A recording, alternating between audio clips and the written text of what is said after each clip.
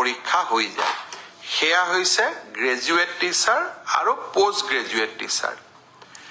বহু লোকে মোক সুধিছে যে গ্ৰেজুৱেট টিচাৰ আৰু পোষ্ট গ্ৰেজুৱেট টিচাৰৰ যি পৰীক্ষা হৈ গ'ল সেই পৰীক্ষাৰ আমি OMR sheet পাম নে নাই সেই পৰীক্ষাৰো আমাক এনসাৰ কি দিব নে নাই বা এনসাৰ কি থকা প্ৰশ্নৰ উত্তৰবিলাকক আমি প্ৰত্যাহ্বান জনাব পাৰিম নে আমি নোৱাৰো মই অত্যন্ত বিনম্ৰতাৰে সৈতে কম যে চৰকাৰী নিয়োগ পৰীক্ষাত স্বচ্ছতা অনাৰ বাবে আমি প্ৰতিশ্ৰুতিবদ্ধ কেইদিনমান আগতে হৈ যোৱা সাব ইন্সপেক্টৰ পৰীক্ষাৰো OMR আৰু এনসাৰ কিসমূহ ইতিমধ্যে সেৱাই মুকলি কৰি দিছে হাইস্কুলৰ যি গ্ৰেজুৱেট আৰু উচ্চতৰ মাধ্যমিক বিদ্যালয়ৰ যি পোষ্ট গ্ৰেজুৱেট টিচাৰ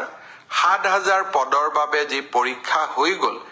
সেই পৰীক্ষাৰো এনসাৰ কি আৰু পদৰ সংখ্যাটো অলপ মৰিফাল সিফাল হ'ব পাৰে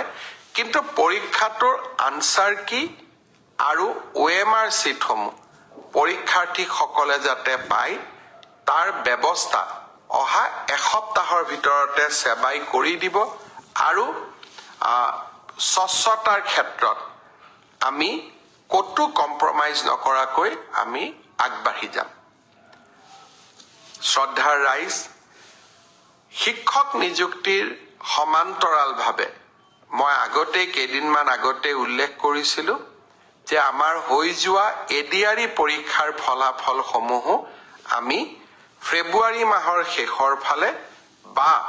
আমি মাৰ্চ মাহৰ প্ৰথম সপ্তাহত ঘোষণা কৰিম অহা 1 ফেব্ৰুৱাৰী তাৰিখে আমি আৰু এটা নতুন কীৰ্তিমান স্থাপন কৰিবলৈ গৈ আছো অসমৰ মেডিকেল কলেজসমূহ প্ৰতিখন জিলাতে যাতে একোখনকৈ মেডিকেল কলেজ হয় তাৰ বাবে আমি নিৰন্তৰ প্ৰচেষ্টা আগবঢ়াই গৈ আছিলো অসমৰ 14 number medical college Pragjyotishpur medical college যি গুৱাহাটীৰ আৰ্যনগৰত নিৰ্মাণ হৈ আছে 1 ফেব্ৰুৱাৰী তাৰিখে OPD সেৱা আমি প্ৰাগজ্যোতিষপুৰ মেডিকেল কলেজৰ OPD সেৱা আৰম্ভ কৰিম যে ফেব্ৰুৱাৰী মাহ নহলে মাৰ্চৰ প্ৰথম ভাগতে আমি অসম পুলিচৰ কনিষ্টেবল সকলৰ পৰীক্ষাৰ ৰিটেন টেষ্টৰ কাম আমি সমাপন কৰিম আজি বহু সময় আপোনালোকৰ পৰা নলওঁ গণতন্ত্ৰ দিৱস অহাকালি প্ৰতি বছৰে ভাৰত